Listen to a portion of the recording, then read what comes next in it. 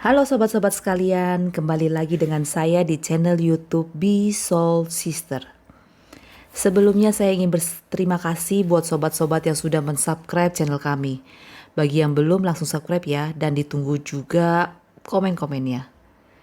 Jangan lupa like dan klik tanda loncengnya. Jadi kalian tidak akan ketinggalan cerita seru yang akan kami ceritakan di sini. Kali ini saya akan kembali menceritakan sebuah kisah nyata dari buku Mas Herwi dengan judul Memohon Maaf Kepada Tanah. Suatu hari saya diajak teman saya datang ke daerah Jakarta Selatan untuk melihat rumah peninggalan keluarga besarnya.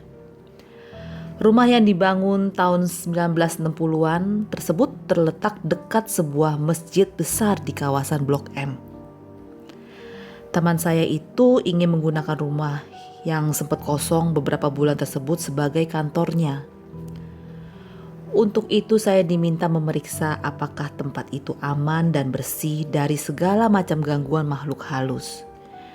Dan sekaligus diminta untuk melihat bagaimana sebaiknya mengatur tata letak menurut ilmu Feng Shui-nya. Begitu sampai di rumah tersebut, saya langsung merasakan getaran aneh yang menandakan bahwa tempat tersebut ada penghuni gaib. Perasaan saya ini kemudian dikonfirmasi oleh pemuda yang menjaga rumah itu. Bahkan ia bercerita kalau saudaranya yang pernah datang menginap dan tukang nasi goreng yang mangkal di jalan depan rumah itu pernah melihat bayangan hitam sosok tinggi besar di halamannya. Terus terang saya heran. Apa aja yang pernah terjadi di rumah ini sehingga sebuah rumah dekat masjid besar kok keadaannya malah seperti ini. Setelah diajak berkeliling rumah itu, saya diminta untuk tinggal sendirian. Maksudnya saya meminta untuk ditinggal sendirian. Teman saya pun bilang kalau dia memang tidak pernah betah tinggal berlama-lama di situ. Rasanya nggak enak. Saya mulai memeriksa sudut rumah sambil menandai bagian mana saja yang saya anggap berbahaya. Baik yang menjadi sarang makhluk halus ataupun yang energinya aneh. Setelah itu saya menempatkan diri di pusat rumah. Mengheningkan diri, berdoa. Lalu dia membuka hubungan batin dengan dimensi alam gaib yang ada di tempat itu. Perasaan batin saya segera menangkap ada 4 makhluk halus yang berdiam di situ. Tetapi yang utama hanya satu. Rupanya dialah yang digambarkan sebagai sosok tinggi besar. Walaupun penampilannya menyeramkan, namun auranya malah cenderung menenangkan. Baru kali ini saya menjumpai kejadian seperti ini. Saya segera mengajak berkomunikasi batin dengan makhluk halus penghuni utama ini. Ia mengaku kalau sudah lama sekali berdiam di tempat tersebut. Sedangkan 3 makhluk yang lain belumlah begitu lama menumpang tinggal di rumah itu. Salah satu dari mereka juga bercerita kalau dulunya dia adalah manusia yang salah jalan hidupnya. Sehingga sekarang terhambat perjalanan jiwanya kembali ke Tuhan. Tanpa basa-basi saya diberitahukan kepada mereka bahwa rumah tersebut akan dijadikan kantor.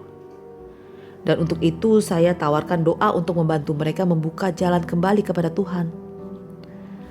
Beruntunglah mereka segera menyambut tawaran saya dengan senang hati. Sebagai langkah awal saya memberi mereka kesempatan untuk mempersiapkan diri. Awalnya saya mengajak para makhluk halus itu berdoa bersama. Setelah itu saya meminjamkan rasa kepada mereka untuk berdoa pribadi. Sambil menunggu persiapan mereka dengan tetap berhening, saya berkeliling rumah untuk melihat bagian mana saja yang perlu diubah sesuai prinsip tata letak ilmu Feng Shui. 1 jam kemudian saya dikontak kembali oleh para makhluk halus tersebut. Mereka sudah siap. Saya kembali ke pusat rumah. Entah kenapa hari itu saya menyalakan hio dupa. Lalu mempersiapkan batin lebih dalam. Sekali lagi saya ajak mereka untuk berdoa bersama. Kami memohon kepada Tuhan agar meringankan beban batin mereka untuk merelakan segala urusan yang membuat mereka tetap bertahan di dunia. Kami mohon pengampunan atas dosa-dosa kami, dan akhirnya memohon agar Tuhan membukakan dan melancarkan jalan mereka untuk bisa meneruskan perjalanan jiwanya. Kami terus berdoa sampai jalan mirip kabut cahaya jernih menuju langit itu muncul. Biasanya mereka akan segera terangkat masuk ke kabut cahaya itu dan berangkat ke langit, meneruskan perjalanan jiwanya. Tapi kali ini saya tunggu sampai batang hio dupa hampir habis, mereka belum juga berangkat. Rupanya mereka menyadari kebingungan saya, lalu berkata, "Terima kasih, kamu sudah membukakan jalan. Tapi rasanya kami diminta melakukan ritual untuk sekalian membersihkan tanah sekitar tempat ini dari aura buruk akibat hal-hal buruk yang terjadi di atas tanah ini. Prosesnya akan berlangsung semalaman, jadi lebih baik kamu pulang saja dulu. Besok kembali lagi, tapi kami tetap akan meminjam rasa kamu ya untuk berdoa dan proses pembersihan aura buruk tanah ini." Ya, ternyata nggak bisa selesai sehari ya, keluh saya dalam hati. Saya juga menyadari resiko permintaan mereka. Dengan dipinjamnya batin saya untuk mereka berdoa dan membersihkan aura tanah, berarti saya boleh beraktivitas apapun, tapi tetap dalam kondisi batin berdoa. Tapi saya menyadari bahwa saya tidak punya alasan apapun untuk menolak permintaan tersebut. Membersihkan tanah dari aura buruk adalah perbuatan yang mulia. Saya mengakhiri doa dan berjalan keluar rumah. Sesampai di pagar rumah, saya merasakan semacam desiran pusaran angin energi di area tersebut. Oh, rupanya beginilah proses para makhluk halus itu bekerja untuk membersihkan aura tanah. Kalau begitu, selamat bekerja teman-teman. Oh ya, selamat jalan juga. Semoga Tuhan mengampuni dosa kesalahan kalian dan memberkati kalian dengan jalan terang dalam melanjutkan perjalanan jiwa. Saya meninggalkan tempat tersebut dan memantau secara batin apa yang terjadi di rumah itu. Malam harinya dengan mata batin saya mencoba memantau dari jauh apa yang terjadi di rumah itu yang tanahnya sedang dibersihkan. Hasil pantauan batin saya membuat penasaran. Saya merasakan keresahan dalam keheningan. Aneh. Apa yang sebenarnya terjadi? Rasa perasaan penasaran ini membuat saya gak sabar ingin datang kembali ke rumah tersebut. Keesokan siangnya selepas mengajar di universitas, saya bergegas menuju ke rumah itu. Begitu melangkah memasuki halaman rumah itu, perasaan resah di tengah keheningan itu bertambah kuat. Saya bertambah penasaran. Saya berjalan mengelilingi halaman dan dalam rumah. Di suatu ruangan besar tengah rumah, saya merasakan keresahan tersebut semakin kuat.